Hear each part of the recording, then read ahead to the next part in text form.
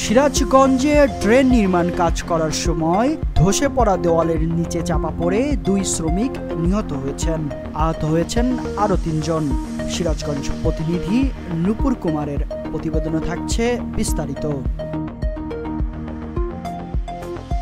গত শনিবার সকাল 10টার দিকে পৌর শহরের শাহেদনগর ব্যাপারী পাড়ায় এই ঘটনা ঘটে।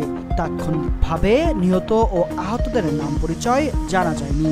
সিরাজগঞ্জ সদর থানার অফিসার ইনচার্জ মোহাম্মদ হুমায়ুন কবির জানান, শনিবার সকালে সিরাজগঞ্জ শহরের শাহেদনগর ব্যাপারী পাড়া এলাকায় ড্রেন নির্মাণের কাজের জন্য খনন কাজ করছিল 5 জন শ্রমিক। এ সময় পার্শ্ববর্তী একটি বাড়ির দেওয়াল ধসে পড়লে চাপা পড়ে যায় 5 জনই। তাৎক্ষণিকভাবে স্থানীয়রা তাদের উদ্ধার করে সিরাজগঞ্জ 250 শয্যা বিশিষ্ট সিরাজগঞ্জ জেনারেল হাসপাতাল ও একটি ক্লিনিকে প্রেরণ করে।